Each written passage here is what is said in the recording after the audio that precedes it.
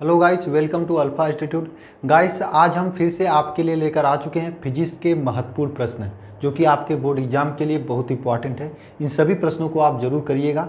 Guys, हम आपको एक 420 का प्रश्न कराने का लक्ष्य रखे हैं। 420 प्रश्न का मतलब अगर आप कर लोगे इतना सभी प्रश्न तो आपके बोर्ड एग्जाम में कोई भी प्रश्न पूछा जाए इसी से आपको देखने को मिलेंगे, क्योंकि आपके बोर्ड एग्जाम 25-26 प्रश्न पूछे जाते हैं जिनके लिए हम 420 प्रश्न करा रहे हैं। गाइस, करीब 60 प्लस प्रश्न करा चुका हूं।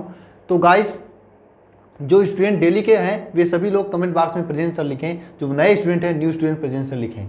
गाइस, आज के इस वीडियो में हम आपको बताएंगे कि एम्पियर के परपति नियम की सहायता से धारावाही परिनालिका के केंद्र पर उत्पन्न चुंबकीय क्षेत्र की तीव्रता के लिए व्यंजक ज्ञात करेंगे। गाइस, ये प्रश्न आपके बोर्ड एग्जाम के लिए बहुत महत्वपूर्ण है। गाइस, ये प्रश्न जब भी पूछा जाता है 5 अंकों में पूछा जाता है। इतना ध्यान रखना, ये प्रश्न वैसे तो पूछा ही जाता है, साथ में इसका जो फार्मूला लास्ट में आएगा आपका चुंबकीय क्षेत्र के लिए, उस फार्मूले के आधार पे काफ़ी न्यूमेरिकल बनते हैं। तो इस वीडियो को बड़े ध्यान से देखना। अगर आप पहले से पढ़े हो तो ध्यान से देखना, आपको कुछ नया सीखने को यहाँ पर मिलेगा। अगर मैं कोशिश करूँगा कि आपको इस वीडियो में पूरे अच्छे तरीके से समझ में आ जाए, काफ़ी इंटरेस्टिंग वे से हम समझाने की प्रयास करूँगा। तो गाइस, चलिए आज का वीडियो शुरू करते हैं सबसे अच्छे तरीके से। और गाइस देखिए, हम आपको डेली 6 प्रश्न दिया करते हैं। कुछ दिनों से 4 प्रश्न दे रहे थे क्योंकि कुछ स्टूडेंट रिक्वेस्ट कर रहे थे कि सर लंबा प्रश्न होता है, नहीं याद हो पा रहा है। ठीक है, इसलिए 4 प्रश्न दे रहा हूँ, लेकिन ये इंपॉर्टेंट डेरिवेशन है। डेरिवेशन मैं एक ही दूंगा, क्योंकि डेरिवेशन अगर 2 दे दिया ना तो वीडियो का लेंथ 1 घंटे के ऊपर चला जाएगा और आप लोग वीडियो देखोगे भी नहीं, आपको समझ में भी नहीं आएगा, क्योंकि टाइम लास्ट चल रहा है। थोड़ा थोड़ा पढ़ो, जो पढ़ो तो दिमाग में कंप्लीट कर लो। ये आज आपको रात तक याद हो जाना चाहिए, मैं उम्मीद करूँगा। डेली जितना पढ़ा रहा हूँ उतना पढ़ते चलो, अच्छी तैयारी हो जाएगी, इसकी गारंटी मैं लेता हूँ। चलिए गाइस, शुरू करते हैं। देखिए, सबसे पहले हम लोग जानते हैं कि एम्पियर की परिपथी नियम क्या होता है। ये कल के वीडियो में बता चुका हूँ, यहाँ से मैं फिर से बता रहा हूँ, ध्यान से सुनना। एम्पियर का परिपथी नियम, एम्पियर के परिपथी नियम के अनुसार किसी भी चुंबकीय क्षेत्र B का रेखीय समाकलन बंद परिपथ के लिए, किसी भी चुंबकीय क्षेत्र B का रेखीय समाकलन किसी बंद परिपथ के लिए उस बंद परिपथ में प्रवाहित धारा का μ0 गुना होता है। उस बंद परिपथ में प्रवाहित धारा का μ0 गुना होता है। ये एम्पियर का परिपथी नियम है। ये एम्पियर का परिपथी नियम है, इसे आप लोग ध्यान से समझना। किसी भी क्षेत्र में चुंबकीय क्षेत्र B का रेखीय समाकलन बंद परिपथ के लिए रेखीय समाकलन उस बंद परिपथ में प्रवाहित धारा का μ0 गुना होता है। इसी का हेल्प लेकर मैं किसी परिनालिका के अक्ष पर चुंबकीय क्षेत्र ज्ञात करूंगा। ठीक है गाइस, परिनालिका क्या होती है? परिनालिका जैसे ये है मार्कर, इसी मार्कर की तरह एक बेलनाकार क्रांति मिट्टी का बना होता है। इसके ऊपर तांबे का तार लुपेटा होता है काफ़ी फेरों में। ठीक है, उसी के लिए हम निकालेंगे। तो ध्यानपूर्वक ध्यान देना। यहाँ पर माना एक परिनालिका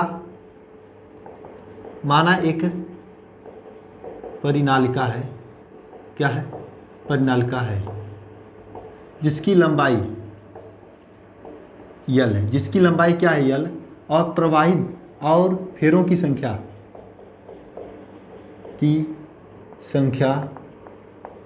यन है। माना एक परिनालिका है जिसकी लंबाई यल है, फेरों की संख्या यन है। प्रति एकांक लंबाई में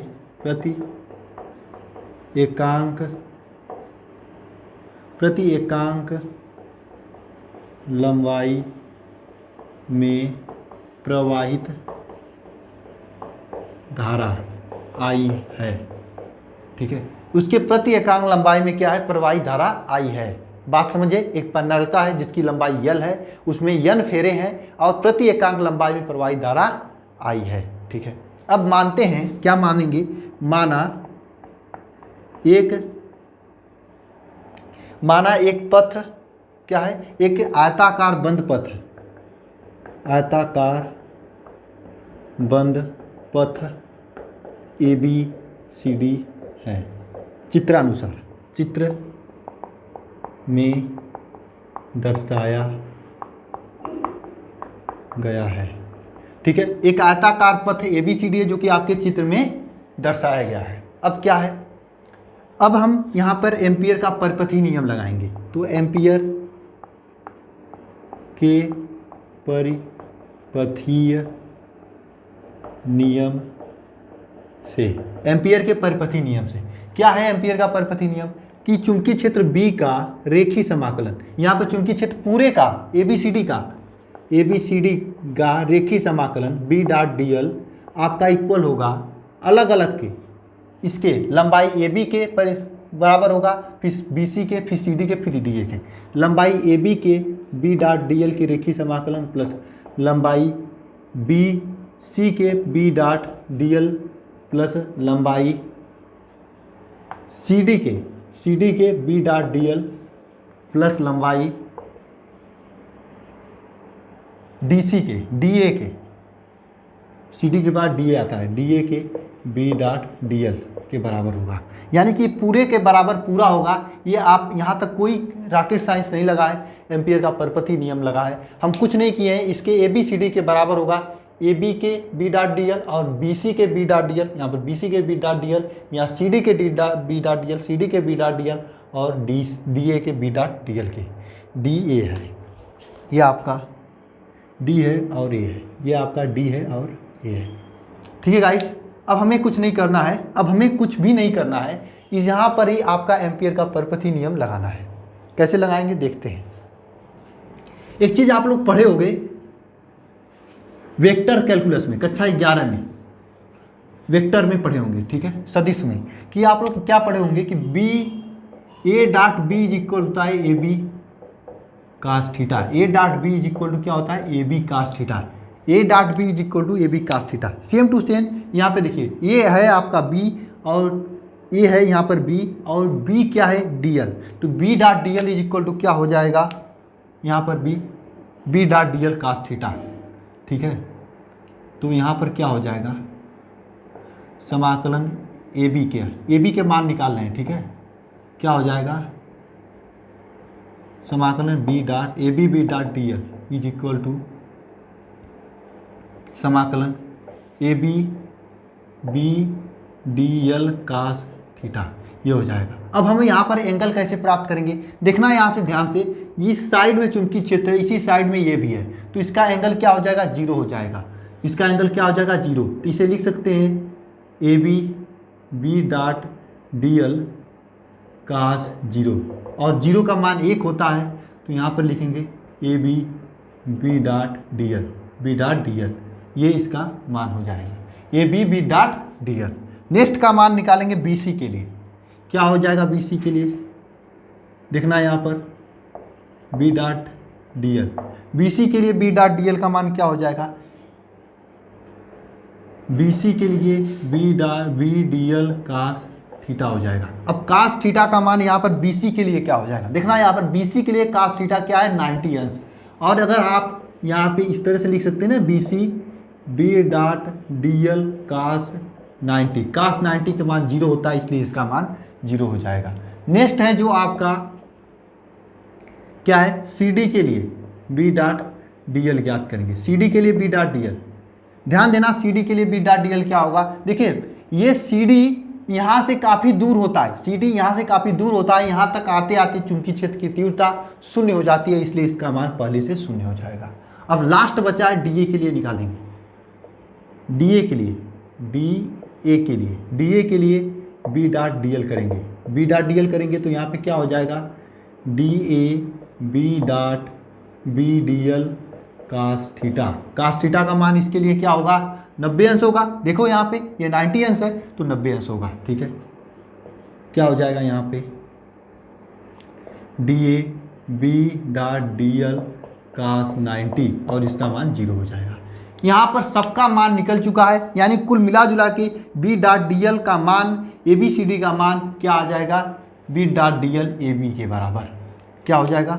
यहाँ पर आप लिख सकते हो कुल मिला जुला के, यहाँ पर इसको आप अगर मान लीजिए समीकरण नंबर 1 है, ये समीकरण नंबर 2 है, ये समीकरण नंबर 3 है, ये समीकरण नंबर 4 है, ये समीकरण नंबर 5 है। तो समीकरण 1 में समीकरण 2 3 4 5 का मान रखने पर मान रखिए, यहाँ पर देखिए BC के लिए आपका मान 0 हो जा रहा था, ये 0 हो जाएगा। सिमिलरली ये भी 0 हो जाएगा, ये भी 0 हो जाएगा, बचेगा यही केवल। तो यहाँ पे लिखेंगे ABCD B dot DL is equal to समाकलन AB B डॉट DL। अब मैं आपको बायोलॉजी वालों को एक बात बताऊं, मैथ वाले तो इसका समाकलन कर लेंगे, लेकिन बायोलॉजी वालों को एक बात बता रहा हूं मैं। क्या बात है, पहले भी बता चुका हूँ, वही बात आज बता रहा हूँ। क्या है, जहाँ पर भी डीएल लगा है उसी का समाकलन करते हैं और डी हटाकर लिख देते हैं, यही तो है। तो इसका मान क्या हो जाएगा, यहाँ पे इसका समाकलन करेंगे, यहाँ पे सामने देखना, b बाहर निकालेंगे, समाकलन करेंगे इसका dl का, और dl में l लिखेंगे d हटाकर, तो bl हो जाएगा, कुल मिला जुला के bl हो जाएगा। और अगर एम्पियर के परिपथी नियम से पूरा मान लिखना चाहे तो क्या होगा, पूरा मान लिखने चाहे तो क्या होगा, ध्यान से देखना, ये होगा आपका a b c d b dot dl is equal to mu, और इससे परिबद्ध आवेश का, इससे परिबद्ध धारा का म्यू नॉट गुना होता है, म्यू नॉट गुना। अब इसे धारा क्या है, आई धारा है, धारा क्या है, अब ये हम यहाँ समझते हैं। देखना यहाँ पे धारा क्या है, प्रति एकांक लंबाई की धारा आई है, तो यहाँ पर लंबाई कितना है, यहाँ पे धारा है, ठीक है, यहाँ पे परिनालिका की धारा, नालिका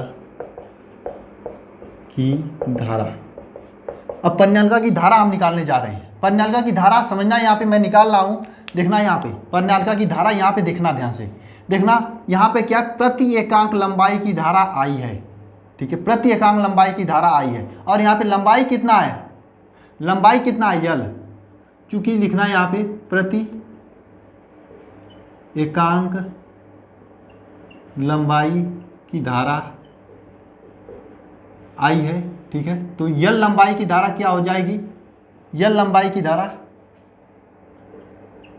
वाई की धारा, मैं धारा निकाल रहा हूँ यल आई। जैसे आप लोग जानते हो ना, 1 मीटर की दाम 10 रुपया है, तो 100 मीटर का दाम 10 गुणे 100 कर देते हो, इसी तरह से आपका प्रति एकांक लंबाई की धारा आई है, तो यल लंबाई की धारा यल आई हो जाएगा। और यहाँ पर यन फेरे हैं, यन फेरे हैं तब धारा, यन फेरे हैं तब धारा क्या हो जाएगा, यन एल आई, क्योंकि यन की आगे गुणा हो जाएगा, यन फेरे हैं तब धारा एन एल आई हो जाएगा, ठीक है। और यही आपका कैपिटल आई जो कि परिनालिका में उपस्थित धारा है। ये चीज़ें आप यहाँ पे डायरेक्ट धारा के स्थान पे रख देंगे, रखेंगे यहाँ पर परिनालिका की धारा के स्थान पे क्या लिख देंगे, N L I, N L I, ठीक है, एन एल आई। और यह आपका बराबर हो जाएगा बी एल के, यह आपका बी एल के बराबर होगा, यहाँ पे बराबर है ना, बी डॉट, देखिए B dot D L A B C D के लिए बराबर है बी एल के, और ये B dot A B C D का मान म्यू एन एल आई होता है, तो ये बी एल के बराबर हो जाएगा, दोनों बराबर ही हैं। तो यहाँ से देखना ध्यान से, ये यल इस यल से कट जाएगा और बचेगा क्या आपका, B is equal to mu N I, ये आपका बचेगा। और यही आपके परिनालिका के अक्ष पर चुंबकीय क्षेत्र की तीव्रता होती है। मैं उम्मीद करता हूं कि आपको समझ में आया होगा, दोबारा बताने की ज़रूरत नहीं है, अगर है तो कमेंट बॉक्स में कमेंट करना, मैं दोबारा पूरा बताऊंगा। काफ़ी प्रश्न है पहले के जिसे मुझे बताना है, इसे भी मैं बताऊंगा। आज के वीडियो में बस इतना ही, मिलते हैं नेक्स्ट वीडियो में। पढ़ाई करते रहना ध्यानपूर्वक, समय बहुत कम बचा है, डेली का डेली डेरिवेशन को तैयार करते चलना, नहीं समझ में आ रहा था रटते चलना, याद करते चलना, क्योंकि समय कम बचा है। मिलते हैं नेक्स्ट वीडियो में।